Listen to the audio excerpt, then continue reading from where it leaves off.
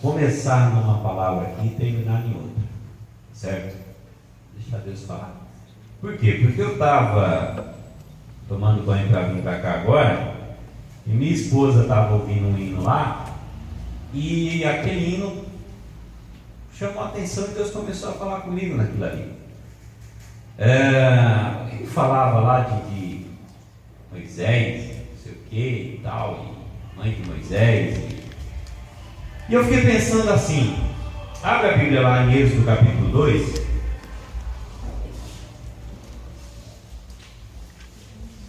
Livro de Êxodo capítulo 2.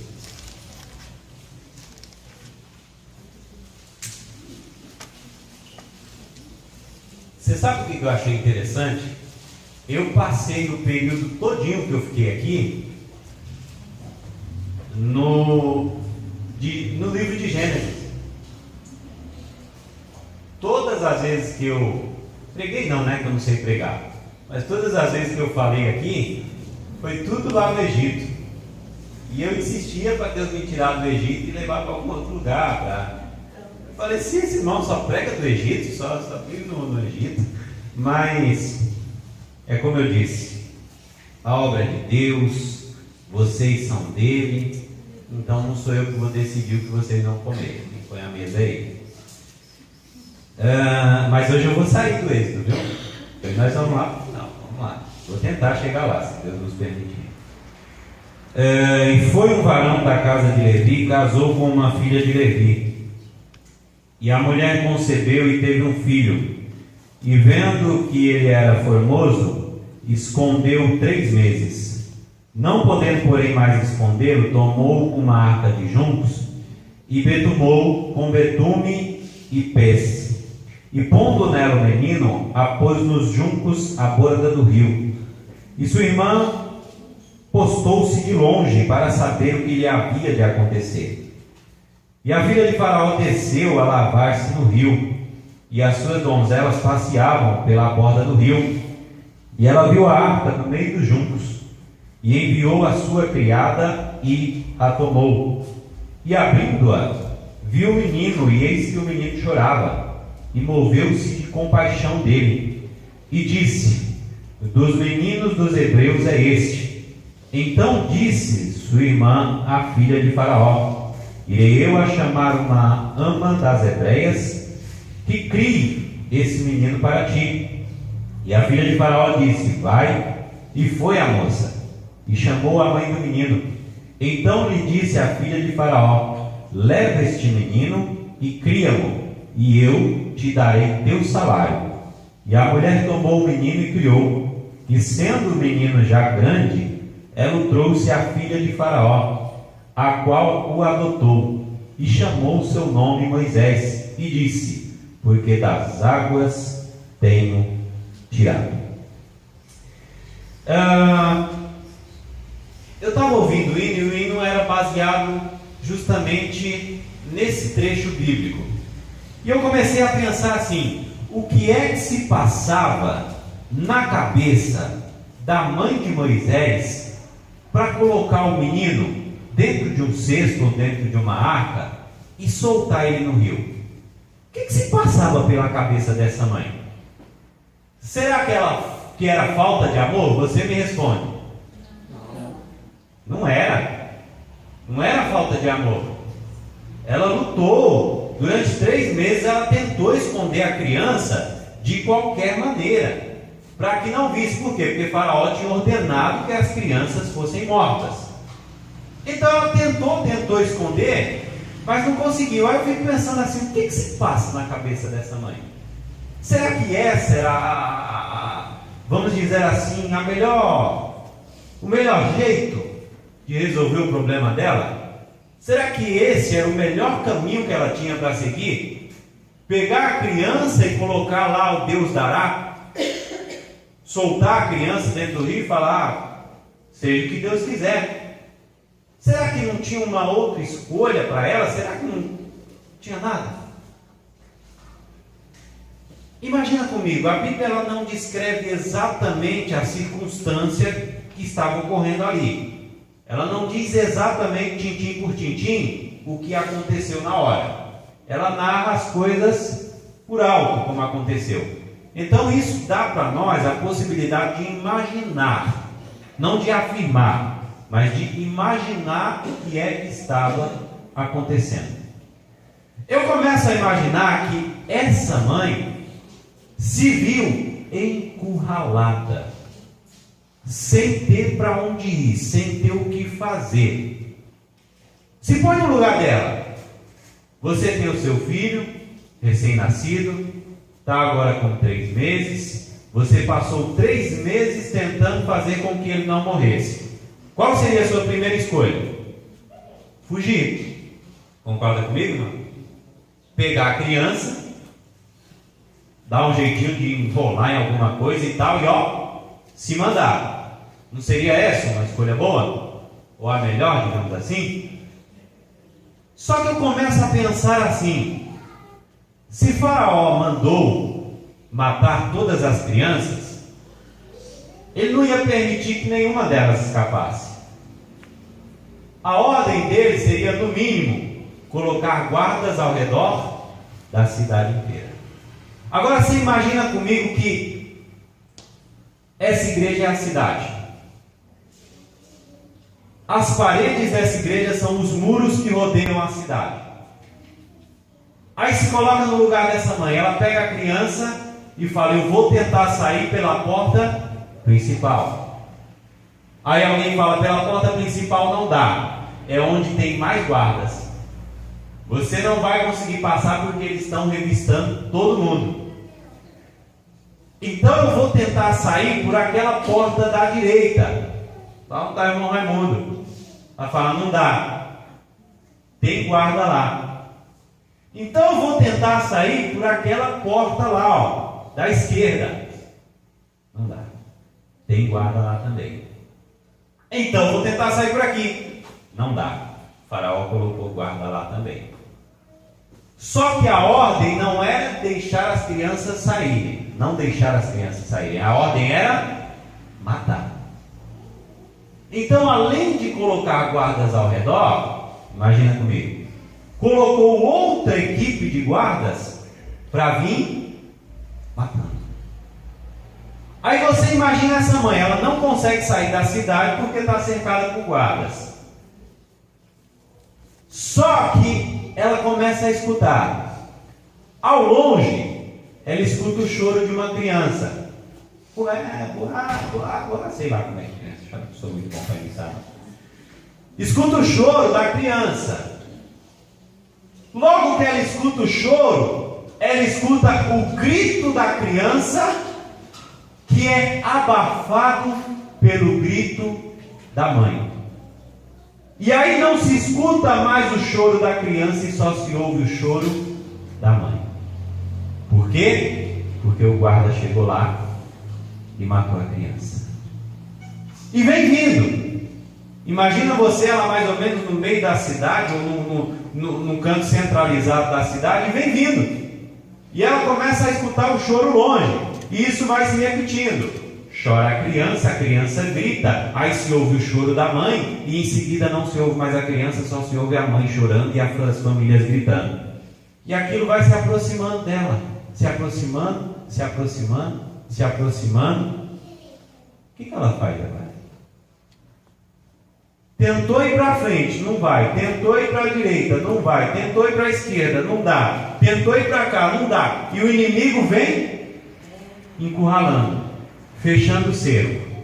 Aí ela olha para trás, o que ela vê? O rio. Ela fala: não tem outra saída, eu vou fazer o quê? Eu vou segurar a criança aqui. Se eu segurar essa criança, eles vão matar ela nos meus braços. Eu vou ver meu filho morrer. Imagina, ela fica. Para uma mãe fazer isso, para uma mãe colocar o filho, soltar o filho no rio, se ela pudesse, com certeza ela daria a vida no lugar dele, mas ela sabia que não ia adiantar, iam matar ela e a criança também. Ela não vê outra escolha. Se sentindo encurralada, ela vai lá e solta a criança no rio, coloca lá dentro da arca, a arca vai, sai e vai indo. Só que, presta atenção agora, vamos trazer isso para cá para nós. Você já se sentiu alguma vez encurralado, sem ter o que fazer, sem ter para onde ir, procurar diversas soluções para o problema, mas nenhuma dá certo? Sabe, falar assim, eu vou por aqui, ó, que aqui vai dar certo. Essa porta é ampla, o corredor também, eu vou conseguir chegar lá. Só que, de repente, fecha. E você não entende nada por que fechou. Aí você fala, então eu vou por aqui que está perto. Fecha também, você não entende por que fechou. E os problemas vão cada vez mais se aproximando. Já aconteceu isso com você? Agora, para pensar numa coisa. A gente tenta, às vezes, seguir alguns caminhos e não conseguimos seguir nenhum. Somos obrigados a ficar em um único caminho, o rio. Já parou para pensar que talvez seja exatamente no rio que Deus te quer? Já parou para pensar que esse caminho que você não imaginou, que não esperava, que não era o caminho que você desejava, que nunca te passou pela cabeça fazer, é exatamente aí que Deus está? Imagina que, qual é a mãe que vai imaginar colocar o seu filho no rio, dentro da água, deixar o menino na água levar, seja o que Deus quiser? Mas era justamente ali que Deus queria o menino. Deus, às vezes, nos guia por uns caminhos meio esquisitos, meio estranho, que a gente não entende nada. O povo lá fora diz que Deus escreve certo por linha torta. Deus escreve certo em linha certa, é tudo certo com Deus. Não tem negócio de nada torto com Deus. Todos somos nós. Mas os caminhos de Deus, às vezes, para nós é muito esquisito. É muito estranho. É coisa que a gente não imagina, é coisa que a gente não espera. Quem diria? Eu vou pegar o meu exemplo. Onde é que o menino lá de São Paulo se imaginaria aqui numa cidade chamada Macatuba ou Lençóis Paulista? Nunca, jamais eu imaginaria que eu estaria aqui. Mas os caminhos de Deus às vezes é meio esquisito para a gente. A gente não entende nada. Só vê as coisas acontecendo. Às vezes até tentamos trabalhar contra, mas Deus não permite. Então, eu te pergunto uma coisa. Vamos fazer o seguinte: mas Deus poderia fazer de uma maneira diferente? Será que Deus não poderia fazer com ela como fez com Abraão? Deus chegou em Abraão e falou assim, ó: eu te dei, agora eu quero de volta. Eu quero teu filho. Me dá. Abraão deu. Porque Deus conhecia a fé dele. Deus sabia que ele ia obedecer. Mas será que a mãe de Moisés daria também? Eu vou te dizer uma coisa: mulher tão teimosa quando Deus fala, é mais teimosa do que homem. Principalmente esposa de obreiro. Deus às vezes fala, o camarada fala, e ela não acredita, e bate o pé e dá trabalho. Agora eu te pergunto assim, ó, se Deus falasse para ela: olha, pega teu filho Moisés e entrega nas mãos da filha de Faraó. Qual era a mãe que ia aceitar, sabendo que Faraó estava matando todas as crianças? Qual era a mãe que ia aceitar entregar o filho dentro da casa do inimigo? Deus não poderia ter falado com ela? Vamos dizer que para nós esse seria a melhor solução. Já que Deus queria que a filha de Faraó criasse um menino, ao invés de colocar o menino em risco, era melhor Deus falar comigo, ou seja, falar com ela, e ela ia lá e entregava de boa vontade. Aí eu te faço duas perguntas: será que ela ia aceitar entregar o filho na casa do inimigo? Ou Outra pergunta: será que a filha de Faraó ia aceitar criar o menino? Porque uma coisa é a pessoa chegar para você e falar: ó, tá aqui meu filho, cria ele. Você vai falar: eu vou criar? Você que fez, você que crie. Eu não vou criar filho dos outros, coisa nenhuma. Se vira com teu filho, o problema é teu. Eu não fiz filho para estar criando, você que se... Verdade ou não é? Diferente de você ver uma criança abandonada. Quando você vê a criança abandonada, imagina você encontrar uma criança lá no meio da rua chorando abandonada. Você vai resgatar ela e logo de início, na hora que você vê, você já vai ter compaixão por ela. Você não vai querer saber quem fez, porque o seu foco não é o pai agora, é aquele pequenininho que está abandonado ali. Automaticamente, é instinto do ser humano. Já vai ter compaixão, já vai passar a amar, já vai querer resgatar, já vai querer cuidar. Foi isso que Deus fez acontecer aqui, ó. Se ela chegar, primeiro que ela não ia aceitar entregar para a filha de Faraó. Segundo que se ela entregasse, a filha de Faraó talvez não aceitasse. Mas Deus colocou ela em uma situação que não tinha outro jeito. Ela teve que fazer o que Deus queria que fizesse. A filha de Faraó, olhando para aquele menino, teve compaixão na hora. Está escrito aqui, ó. Aí a coisa funcionou. Então, Deus, às vezes, leva a gente por um caminho muito estranho, muito esquisito. Só que Ele sabe a maneira certa de trabalhar. Porque Ele nos conhece melhor do que nós mesmos. Antes de você tomar uma atitude, Deus já sabia que atitude você iria tomar. Antes de você fazer, Deus já sabia o que você iria fazer. Então, Deus ele trabalha nas nossas vidas assim, de uma maneira que fica até difícil de explicar. O projeto de Deus era muito maior do que eles pensavam, do que eles imaginavam na vida de Moisés. Deus não queria apenas salvar a vida de Moisés. Deus queria Moisés como um líder. Então, meus amados, encerrando aqui esse trecho, nós vamos partir para um outro aqui agora. Não se preocupe com o que está acontecendo. Se preocupe unicamente em saber de uma coisa: a posição que eu estou tomando, a conduta que eu estou tendo, está agradando ou desagradando a Deus. O restante é tudo por conta dele.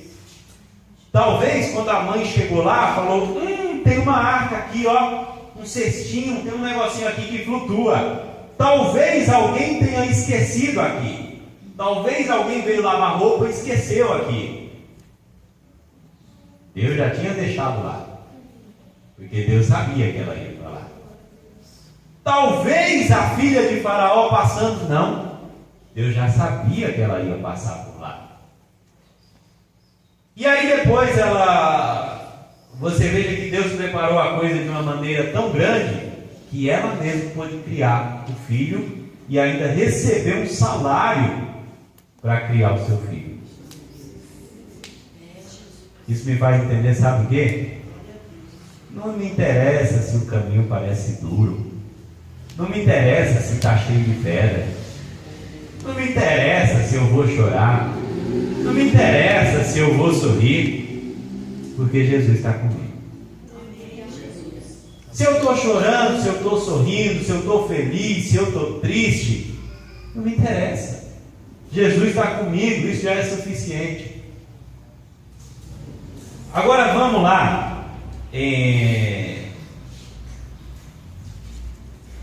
No livro de Filemão. Esse aí eu quero que você abra. Vamos lá no livro de Filemão. Fica lá depois de Tito. depois de Timóteo. É um livrinho bem pequenininho, difícil de encontrar às vezes, mas tem uma riqueza nele que você não imagina.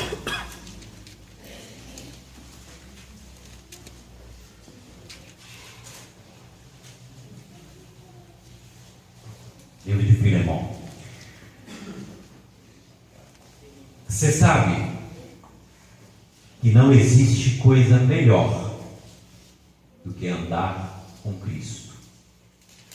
Não existe coisa melhor do que vir para a igreja, adorar a Deus, sentir a presença de Deus.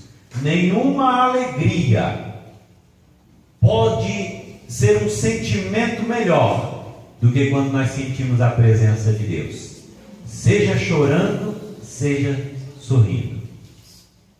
O Evangelho é uma coisa maravilhosa. O Evangelho transforma vidas. Você que me vê falando não sabe quem eu fui. Você que me vê aqui nesse culto não sabe quem foi o presbítero Marcos. Não sabe de onde Deus tirou. Você que me vê com o coração mole assim, às vezes, olha para cá e eu estou ali chorando, não sabe quão duro esse coração foi. Então Deus, Ele é um Deus que transforma. A irmã Érica sofreu muito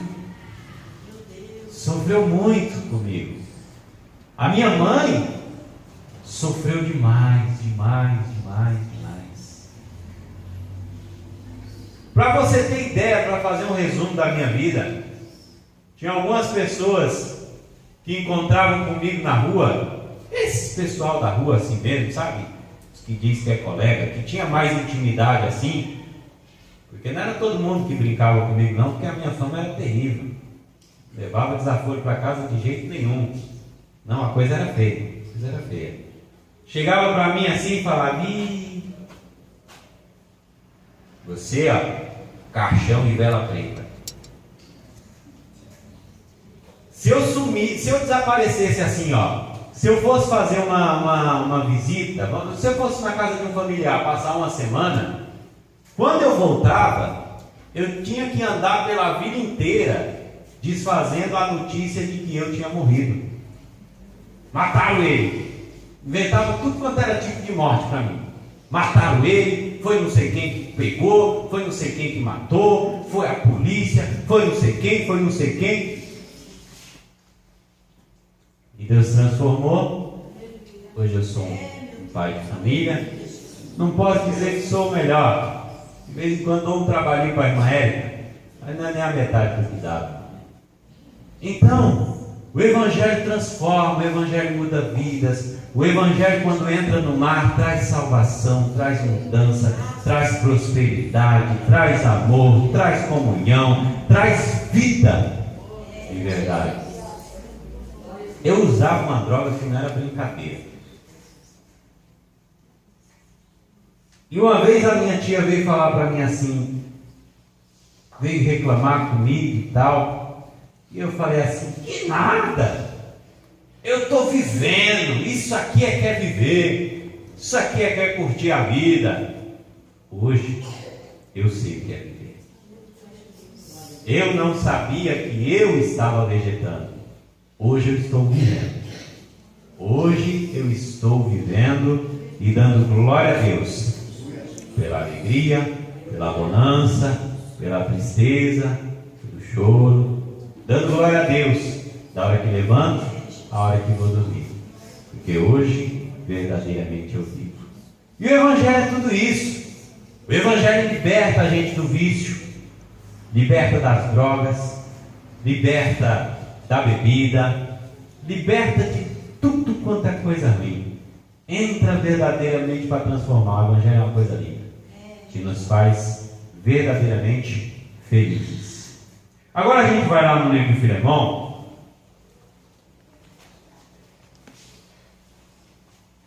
No capítulo 1, porque ele só tem um capítulo mesmo, né?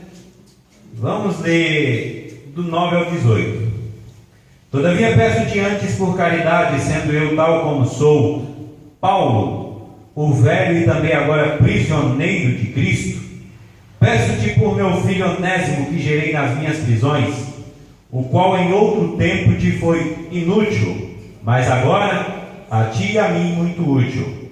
Eu tornarei a enviar, e tu torna a recebê-lo como as minhas entranhas. Eu bem o quisera conservar comigo, para que por ti me servisse nas prisões do Evangelho, mas nada quis fazer sem o teu parecer, para que o teu benefício não fosse como por força, mas voluntário. Porque bem pode ser que ele se tenha se separado de ti por algum tempo, para que o retivesses para sempre. Não já como servo, antes mais do que servo, como irmão amado, particularmente de mim e quanto mais de ti, assim na carne como no Senhor. Assim, pois, se me tens por companheiro, recebe-o como a mim mesmo. E se te fez algum dano, ou te deve alguma coisa, põe isso na minha conta. Onésimo, veja bem, essa carta aqui é Paulo escrevendo a Filemon. Só que não é de Filemon que nós vamos falar do Onésimo. Quem que era Onésimo? Onésimo, ele era um escravo de Filemon. Você sabe qual que é a nossa maior dificuldade hoje? Vou te falar. Quem tem espelho em casa? Todo mundo tem. Maior parte de nós se olhou lá nele antes de vir para cá, né?